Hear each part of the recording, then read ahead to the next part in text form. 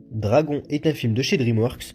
On y suit Harold, jeune garçon dans un village viking, qui subit le poids de la tradition viking. C'est-à-dire qu'il est censé être courageux, valeureux et tueur de dragons. Mais celui-ci, aussi faiblard qu'il est, refuse. Quelque temps plus tard, il fera la rencontre du Fury Nocturne, l'un des dragons les plus rares et les plus violents qui existent. Et cette rencontre changera le village à tout jamais. Donc voilà. Si vous n'avez pas vu le film, je vous invite à quitter la vidéo. Et allez, c'est parti. Le film est super cool. L'univers est super beau. Que ce soit les décors ou l'ambiance du film, on a vraiment quelque chose de super agréable à voir, et cela est renforcé par les personnages. Ils sont tous plus ou moins intéressants. Il y a juste un truc qui me dérange au niveau du design, c'est que notre groupe de héros, ils sont pas très beaux. Ils sont tout arrondis et c'est un peu bizarre. Mais bon, vous allez me dire c'est des enfants. Donc à la limite ça passe. Donc allez, on commence avec Harold, le héros pleurnichard et un petit peu rebelle, insupportable tout au long du film. On arrive tout de même à s'attacher à lui. En fait, ce que j'aime pas avec Harold, je l'ai dit plus tôt, mais c'est le design. C'est vraiment une tête à claque. J'aime beaucoup ce qui est fait avec le personnage, toute la relation avec Croque-Mou et les autres dragons, la relation avec son père et les habitants du village, le fait qu'il veut faire des efforts mais que physiquement c'est pas possible. Mais je sais pas, quand je vois sa tête, il m'insupporte. Et d'ailleurs, je trouve ça très audacieux de la part de DreamWorks d'avoir fait un héros handicapé, ou plutôt qu'il devient quoi. C'est pas un handicap sévère, certes, mais c'est, je trouve, le meilleur moyen de montrer aux enfants que ça existe.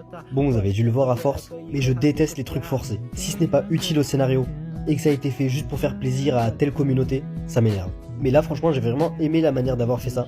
Il est certes handicapé, mais c'est ce qui fait de lui ce qu'il est. Il n'est pas là à faire la victime, et c'est sa force. Je ne parlerai pas beaucoup des autres personnages, parce qu'ils sont assez basiques en soi, mis à part dire que lui devient courageux alors qu'il faisait le malin, que lui c'est le pot de gros, y a pas tant de choses à dire que ça.